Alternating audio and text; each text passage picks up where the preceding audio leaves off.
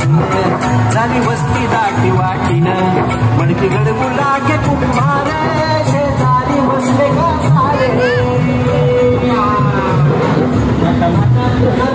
इकडे बघ इकडे बघ. रामाच्या कृष्णाच्या गोष्टीत कसे दानव असायचे तसेच आता हे सुलतान आहे. गोकुळाचं रक्षण करणारा कृष्ण त्या दानवांना कधीच घाबरला नव्हता. तुम्ही कृष्णासारखे शूर होणार ना शिवबा? हो साहेब, पण आपला गोकुळ कुठे आहे? गोकुळच तर उद्ध्वस्त केलंय शिवबा. पंत पुढं परत वसवून महाराज साहेबांचा स्वराज्य संकल्प सिद्धीस नेणं हेच आता अगत्य. अगदी बरोबर आहो साहेब, पण आदिलशाही विरोधात जाऊन गाव परत वसवायचं म्हणजे माफी असत लय अवघड होईल. तो सुलतान पुन्हा येईल की त्यांना मारायचं आऊसाहेब. रयतेला नुकसान होणार नाही अशी योग्य संधी साधून आपला कार्यभाग साधला. पंत पुनवडी आणि आजूबाजूच्या भागातील सुलतानाच्या हालचालीची आपल्यातल्या फितुरांची पक्की खबर काढावी. कशी आज्ञा आहो साहेब?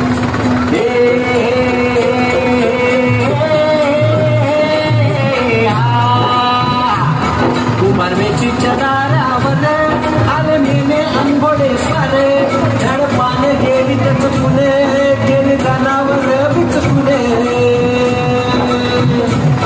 थांबला मेला सांभाळून यांना हळू वार उतरून बदल बरे दाखवून उभी राहिली जागीरदारीने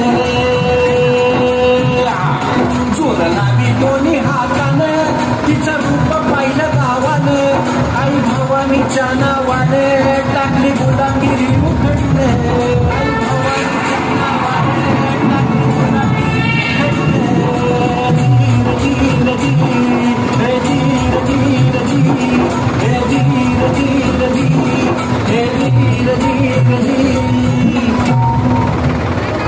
आता तुम्हास कोणतेही भय बाळगण्याची गरज नाही. पण मासाहेब तू गाढवाचा नांगर फिरवून गेलाय. सहन करणाऱ्यावर अत्याचार होतच राहणार.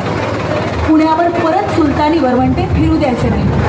आई भवानी आणि शंभू महादेवाचं बळ आपल्यासोबत आहे. आज हे पुनवडी गाव पुन्हा वसवूया. स्वराज्याचं स्वप्न पूर्ण करण्यास आई भवानी आपल्याला बळ देईलच. घ्या शिवबा, चालवा नांगर. सुलतान शाहीने उजाडलेलं हे गाव आता आपण पुन्हा वसवूया.